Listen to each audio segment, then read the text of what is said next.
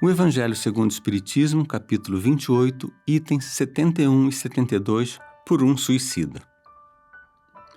Meus irmãos, dizem os espíritos que o suicídio é o maior ato de rebeldia que o homem pode cometer, visto que somente a Deus compete fazer cessar a vida material no momento em que ele julgar adequado.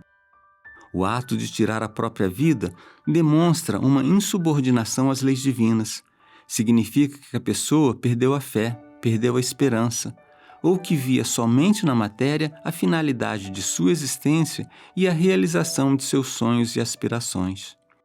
Descuidando do cultivo de valores espirituais, os reveses materiais, a frustração dos desejos ou mesmo a não percepção de um significado para a existência podem fazer com que a pessoa entre em desespero ou julgue suas dores injustas e insuperáveis e, assim, atentar contra a própria vida. Não tendo uma base religiosa ou mesmo moral que o sustente, esses irmãos não encontram explicação para suas dores nem motivos para continuar, e assim lhes faltam forças para resistir às provações. Kardec mostra que podemos auxiliar com nossas preces os irmãos que tenham cometido essa insensatez. Podemos rogar aos bons espíritos que tenham misericórdia, pedir a Deus que se apiede deles e de seus sofrimentos, e que nossas preces possam servir de bálsamo, de conforto para esses desafortunados irmãos que agora se deparam com uma realidade inesperada para eles, que é a continuidade da vida após a morte, e que, em vez de escaparem da situação da qual buscavam fugir, eles se veem agora em uma dificuldade muito maior, e em seu desespero não conseguem ver uma saída, o fim de seus sofrimentos, que passam a acreditar serem eternos, podendo fazer com que eles se enclausurem em suas dores, impedindo que a ajuda dos bons espíritos chegue até eles, em um processo que pode demorar muitos anos, até que, exaustos de tanto sofrer, eles se lembrem de fazer uma prece, de pedir ajuda a Deus, permitindo assim que o socorro chegue até eles. É nesse sentido que agem as orações que sejam feitas por eles.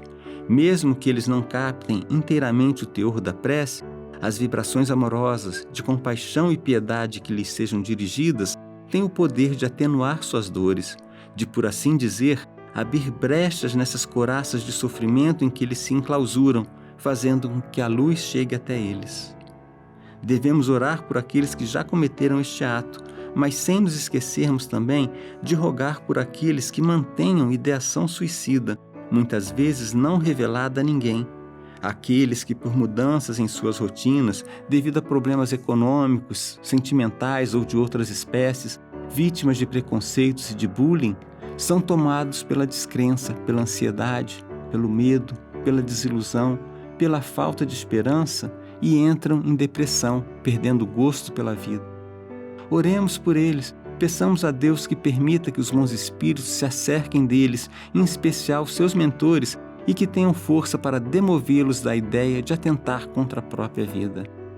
E em nosso dia a dia, fiquemos atentos para aqueles que nos cercam, busquemos identificar estados depressivos, comportamentos estranhos e estejamos sempre abertos para oferecer um ombro amigo, uma boa conversa a todos que nos procurem. E combatamos também em nós os pensamentos negativos e o derrotismo. Confiemos em Deus, tenhamos a certeza de que tudo haverá de melhorar e mantenhamos acesa dentro de nós a chama da esperança, dissipando as trevas do pessimismo. Tudo vai dar certo porque Jesus está no leme conduzindo o planeta. Não duvidemos disso. E vamos agora a uma mensagem do livro Toques de Luz, por Lorival Lopes. São muitos os que não veem facilidades, beleza e harmonia na vida. Arranjam 1000 argumentos para se declararem felizes sem motivos para se alegrar. Vivem como que por obrigação. Não encontram significado na vida. Acreditam que não existe a tão falada felicidade e que de nada adianta pensar positivamente e esperar melhorias. No entanto, dentro dessas pessoas existe um universo de aptidões que dormem, qualidades e capacidades que, se fossem postas em atividade, produziriam grandes alegrias e as incitariam a dar valor à vida. Por isso, os dias estão sem brilho, sem graça? Pensa você que dá muito e nada recebe? O que você vê fora é o que tem por dentro. Creia nas suas maravilhas internas. Se você sorri, induz os outros a sorrirem, e isso leva graça ao seu dia. Se o que diz é agradável, estimula os outros a serem agradáveis com você.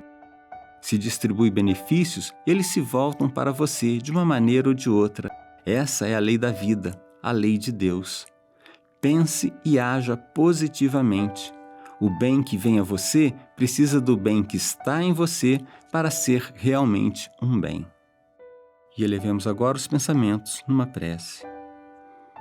Senhor, tende piedade daqueles que atentaram contra a própria vida na vã tentativa de se livrarem de dores, sofrimentos ou mesmo por rebeldia aos vossos desígnios que nem sempre correspondem às nossas expectativas. Permiti que junto a eles se façam os trabalhadores da luz para resgatá-los dos abismos de dor em que se demoram, muitas vezes pelo desconhecimento do vosso amor, que oferta sempre uma nova tentativa de reerguimento àquele que cai. Que nossas preces possam ser um bálsamo de consolo e de esperança, um raio de luz nas trevas em que eles se encontram.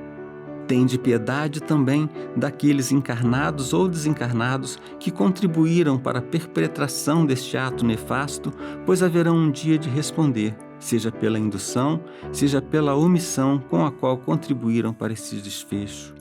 Olhai ainda, Pai, por aqueles que agasalham ideias de autoextermínio.